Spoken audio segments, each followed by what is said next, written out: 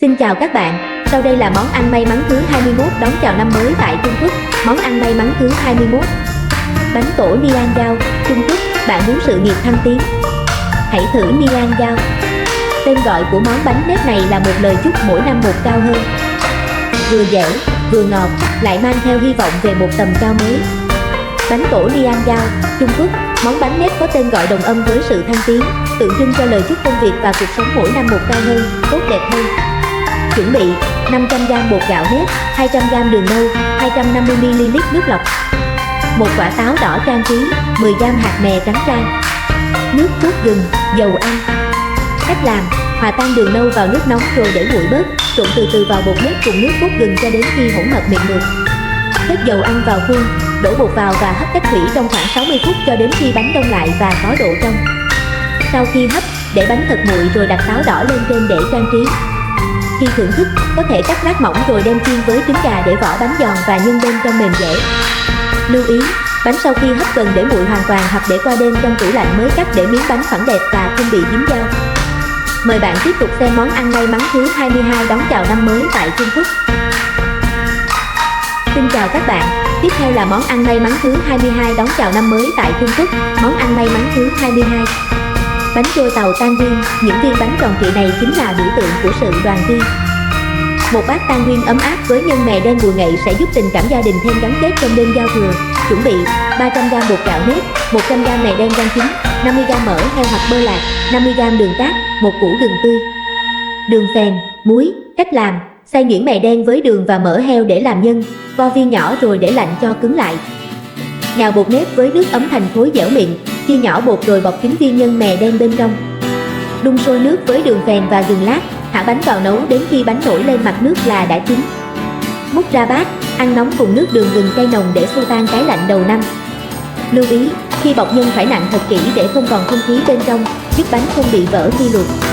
Mời bạn tiếp tục xem món ăn may mắn thứ 23 đón chào năm mới tại Iran. Món ăn may mắn thứ 23. Trứng chiên thảo mộc Fufu Sabi. Món ăn đặc trưng của lễ hội Nowruz với màu xanh mướt từ nhiều loại thảo mộc, đại diện cho sự tái sinh, màu mỡ và khởi đầu mới tốt lành. Chuẩn bị 6 quả trứng gà, 200g hành lá băm, 200g rau mùi băm, 200g thì là băm, 50g hạt óc chó giã vụn, 30g nho khô, bột nghệ, muối, tiêu, bột nở. Cách làm: đánh tan trứng gà với các loại gia vị và bột nở, sau đó trộn đều tất cả các loại thảo mộc, hạt óc chó và nho khô vào hỗn hợp. Đổ hỗn hợp vào chảo dầu nóng, dàn phẳng và chiên lửa nhỏ cho đến khi mặt dưới vàng giòn thì lật mặt hoặc cho vào lò nướng đến khi chín đều. Cắt bánh trứng thành những miếng hình thoi, trang trí thêm hạt óc chó phía trên. Thưởng thức cùng bánh mì dẹt hoặc sữa chua để cảm nhận hương thơm thanh mát. Lưu ý, lượng thảo mộc cần rất nhiều để món ăn có màu xanh đậm và mùi thơm đặc trưng đúng chuẩn truyền thống. Mời bạn tiếp tục xem món ăn may mắn thứ 24 đón chào năm mới tại Bulgaria.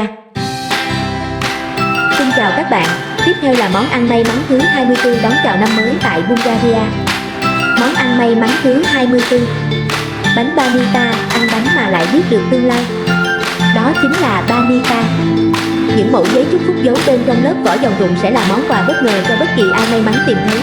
Chuẩn bị một gói lá bột mỏng philo, 400g phô mai trắng feta, 4 quả trứng, 200ml sữa chua, 100g bơ lạc đun chảy, muối, bột nở. Cách làm: trộn phô mai vụn với trứng và sữa chua làm nhân, trải lá bột philo ra phết bơ lên mặt, cắt nhân rồi cuộn tròn lại. Xếp các cuộn bột vào khay tròn theo hình xoắn ốc từ trong ra ngoài, giấu những mẩu giấy chúc mừng bọc giấy bạc vào giữa các lớp bột. Nướng bánh ở 180 độ C trong khoảng 40 phút cho đến khi vỏ bánh vàng rộn và giòn tan. Cắt bánh theo từng phần để mỗi người nhận được một vận may hay bí mật cho năm mới. Lưu ý, đảm bảo các mẩu giấy được bọc kín bằng giấy bạc để không bị cháy hoặc ướt trong quá trình nướng. Mời bạn tiếp tục xem món ăn may mắn thứ 25 đón chào năm mới tại Nhật Bản. Xin chào các bạn, tiếp theo là món ăn may mắn thứ 25 đón chào năm mới tại Nhật Bản. Món ăn may mắn thứ 25. Đậu đen Kuron. Sức khỏe là vốn quý nhất. Những hạt đậu đen bóng bẩy này được hầm kỹ để nhắc nhở chúng ta luôn làm việc chăm chỉ và giữ gìn cơ thể dẻo dai suốt 365 ngày tới. Chuẩn bị 200g đậu đen hạt lớn, 150g đường cát, 1 lít nước lọc, 1 ít sắt kỹ sạch hoặc đun sắt đã xử lý, nước tương, muối. Cách làm: ngâm đậu đen qua đêm cho nở đều, cho vào nồi cùng nước, đường, nước tương và muối rồi hầm ở lửa thật nhỏ. Nấu liu riu trong khoảng 5-6 tiếng cho đến khi đậu mềm nhưng không nát, nước cạn thành dạng siro bóng mượt. Để đậu nguội trong nước dùng để hạt đậu ngấm đường và trở nên căng mọng. Múc đậu ra bát nhỏ, thưởng thức như một món khai vị thanh tao và đầy ý nghĩa. Lưu ý, không nên mở vung nồi quá nhiều lần trong nước hầm để hạt đậu không bị nhăn nheo khi tiếp xúc với không khí. Mời bạn tiếp tục xem món ăn may mắn thứ 26 đón chào năm mới tại Mỹ. Xin chào các bạn, tiếp theo là món ăn may mắn thứ 26 đón chào năm mới tại Mỹ. Món ăn may mắn thứ 26. Rau cải xanh collard greens hay ở miền Nam nước Mỹ, rau cải xanh chính là tiền giấy. Càng ăn nhiều rau xanh, tài lộc được tin là sẽ càng đổ về đầy túi. Một món ăn đậm đà vị giấm và thịt xông khói. Để chuẩn bị: 1 kg rau cải xanh, 200 g thịt heo xông khói hoặc móng giò, 1 củ hành tây, 2 tép tỏi băm, giấm táo, đường, muối, bột ớt, tiêu đen. Cách làm: rửa sạch rau cải và cắt miếng vừa ăn, phi thơm hành tỏi và thịt xông khói rồi cho rau vào xào sơ cho tái lại. Đổ nước hoặc nước dùng vào ngập rau, thêm giấm táo và các gia vị rồi hầm ở lửa nhỏ trong khoảng 1-2 tiếng cho đến khi rau thật mềm. Múc rau ra đĩa sâu lòng, ăn nóng cùng bánh rô để thấm phần nước hầm đậm đà. Lưu ý, giấm táo là thành phần bắt buộc để khử vị đắng tự nhiên của rau cải và làm cho món ăn có vị chua thanh hấp dẫn. Mời bạn tiếp tục xem món ăn may mắn thứ 27 đón chào năm mới tại Scotland. Xin chào các bạn, tiếp theo là món ăn may mắn thứ 27 đón chào năm mới tại Scotland. Món ăn may mắn thứ 27. Haggis e mạnh mẽ và đầy tự hào. Haggis là linh hồn của đêm giao thừa Scotland.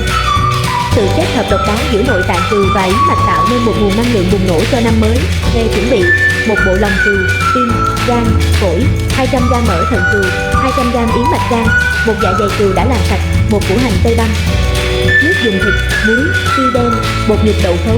Cách làm: luộc chín lòng cừu rồi băm nhỏ, trộn đều với yến mạch rang, hành tây băm, mỡ và các loại gia vị cùng một chút nước dùng cho ẩm. Nhồi hỗn hợp vào dạ dày cừu vừa phải rồi buộc chặt hai đầu, đem luộc hoặc hấp trong khoảng 3 tiếng.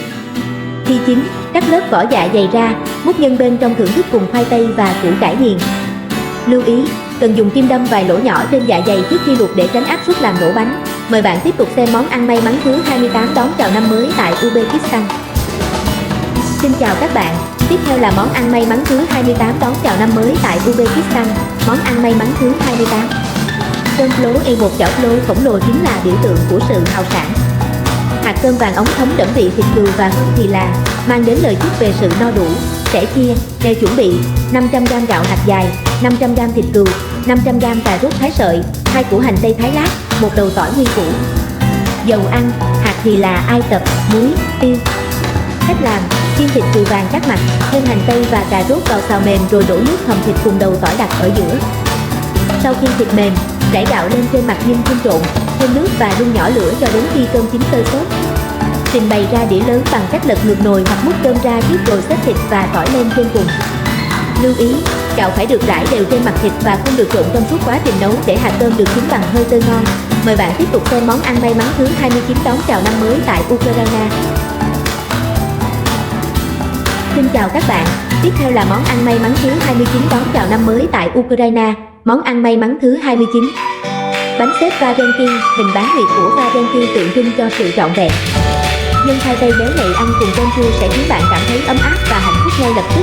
Để chuẩn bị: 500 g bột mì, 1 quả trứng, 300 g khoai tây nghiền, 100 g hành tây phi vàng, 100 ml nước ấm, muối, tiêu, bơ lạc, kem chiên.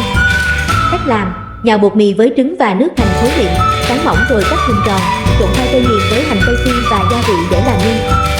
Đặt nhân vào giữa miếng bột, gấp đôi và miết chặt mép bánh rồi luộc trong nước sôi đến khi bánh nổi lên mặt nước.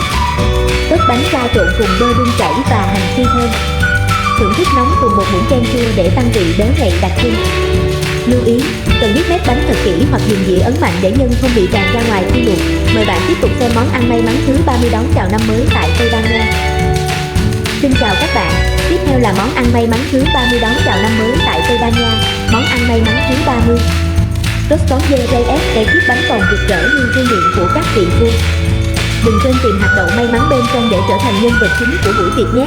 Để chuẩn bị: 500 g bột mì, 100 g bơ lạc, 100 g đường, 2 quả trứng, 20 ml nước hoa cam, trái cây sấy khô, cam, anh đào, men nở, muối, đường hạt. Cách làm: nhào bột với men, bơ, trứng và nước hoa cam cho đến khi miệng dai rồi để nở gấp đôi, nặn thành hình vòng tròn lớn có lỗ ở giữa. Xếp trứng lên mặt bánh, xếp trái cây sấy và rắc đường hạt lên trên rồi nướng ở 180 độ C trong 20-25 phút. Cắt bánh theo chiều ngang, có thể xếp thêm kem tươi vào giữa nếu muốn vị béo hơn. Thưởng thức cùng sô-cô-la nóng hoặc trà trong không khí gia đình ấm cúng. Lưu ý, giấu một hạt đậu nhỏ bên trong bánh, người tìm thấy hạt đậu sẽ là người có trách nhiệm chiêu đãi chiếc bánh này vào năm sau. Mời bạn tiếp tục xem món ăn may mắn thứ 31 đón chào năm mới tại Mỹ.